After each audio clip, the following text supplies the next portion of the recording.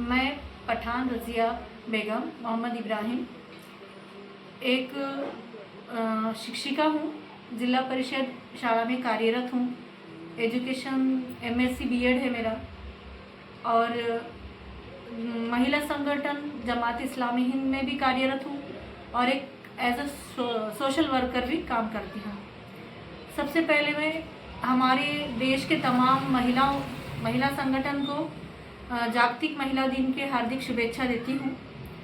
और मैं ये बताना चाहूँगी कि महिला दिवस क्यों मनाया जाता है। जैसा कि हम और आप जानते हैं कि इसकी शुरुआत 1910 में हुई। इंटरनेशनल तौर पर महिला दिवस मनाया गया, जिसके अंदर 17 देशों की महिलाओं ने भाग लिया था। और यहाँ से जो है ना इंटरनेशनल तौर पर महिला दिन वर्ष में एक मर्तबा 8 मार्च को मनाना डिसाइड हुआ। अच्छी बात है, हर साल महिलाओं के सम्मान में ये दिन साजरा किया जाता है। और महिलाओं ने ऐसी उदाहरण भी पेश किए हुए हमारे देश में।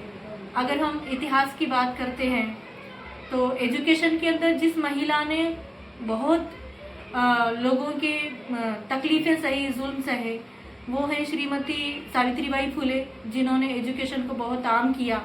लोगों के पत्थर भी खाए, उनके ऊपर गोबर भी फेंका गया, लेकिन उन्होंने अपना सब्र नहीं छोड़ा और शिक्षण को आम किया।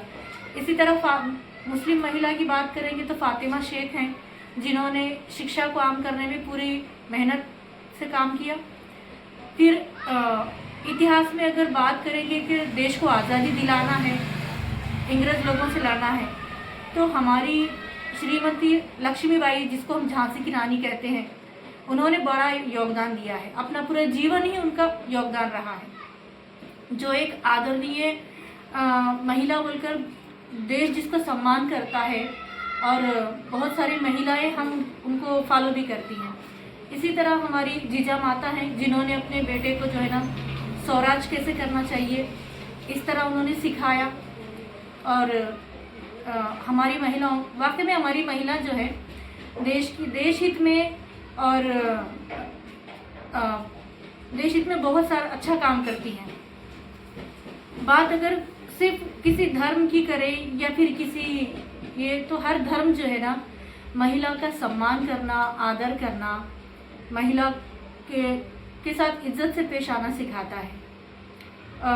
1450 साल पहले इस दौर के अंदर महिला को जो है ना जब पैदा होती थी, या भी 100-150 साल पहले भी ये प्रथा थी हमारे देश में या दूसरे देशों में भी, कि महिला के जन्म को जो है ना बुरा समझा जाता था। और महिला अगर बेटी का जन्म हुआ तो बेटी को दूध में डुबो कर मार दिया जाता था, उसको जिंदा गाड़ दिया जाता था और उसको असम्मानित समझा जाता था, उसको वैल्यू नहीं दी जाती थी या फिर गुलाम समझा जाता था। कुछ शब्दों में कहा जाए तो महिला एक पाँव की जूती भी कहलाती थी। लेकिन फिर ऐसे कई संगठनों ने आवाज़ उठाई और महिला को सम्मान दिलाया। इसी तरह 1450 साल पहले इस्लाम के अंदर भी हज़रत प्रेषित मोहम्मद सल्लल्लाहु अलैहि वसल्लम ने कहा कि बेटी अल्लाह की रहमत है। तो बेटी को इस कदर उन्होंने महिला को सम्मान दिया कि महिला अल्लाह की रहमत कहा गया। और महिला के पुरुष और महिला का जो है ना बराबरी का मामला बताया जाता है। फिर इस्लाम ने पेश भी किया, इसके उदाहरण भी है कि हमारी प्रेषित मोहम्मद सल्लल्लाहु अलैहि वसल्लम की पत्नी, जिसको हम माँ खतीजा कहते हैं, वो एक बहुत ही बड़ी बिजनेस टाइकून थी, जो कई देशों में उनका बिजनेस चलता था। इस्लाम ने कभी महिला को बिजनेस करने से नहीं रोका। वो बहुत अच्छी सक्सेसफुल बिजनेसमैन थी, तो वो एक सिंबल है महिलाओं के लिए। इसी तरह जो है हमारी दूसरी माँ आयशा हैं, जो पुरुषों को दर्श देती थी, वो कि किस तरह से माहौल को साजगार बनाना चाहिए, अमन, शांति का, प्रेम का, सद्भावना का, बांधवता का ये संदेश जो है ना वो पुरुषों को देती थी और पुरुष उसको सीखते थे। तो इससे भी एक साबित होता है कि महिला सिर्फ महिलाओं के हद तक नहीं सीमित है, बल्कि महिला पुरुषों को भी संदेश दे सकती है। फिर इसके अलावा अगर हम ये बात करें कि एक महिला कितना काम करती है, तो आज हम अपने देश के कॉन्स्टिट्यूशन की बात करते हैं। तो हमारे देश ने महिला को जो वोट का हक दिया है, तो जितना एक पुरुष का वोट वैल्यूएबल है, उतना ही सम्मानित हमारे महिला का वोट है। अगर हमारी महिला वोट देती है तभी सरकार बनती है। तो इससे भी, इसके अलावा एजुकेशन में देखो, सर्विस में देखो, तो हर जगह पुरुष और महिला मर्दोजन मसावत कहा जाता है। पुरुष महिला सम्मान है।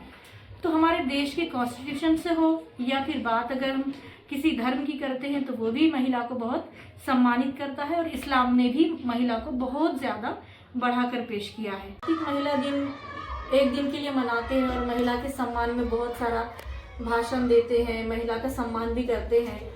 तो मैं हमारे राज्य सरकार से ये निवेदन करना चाहती हूँ कि महिला को सिर्फ एक दिन के लिए नहीं बल्कि वर्ष भर सम्मानित किया जाए।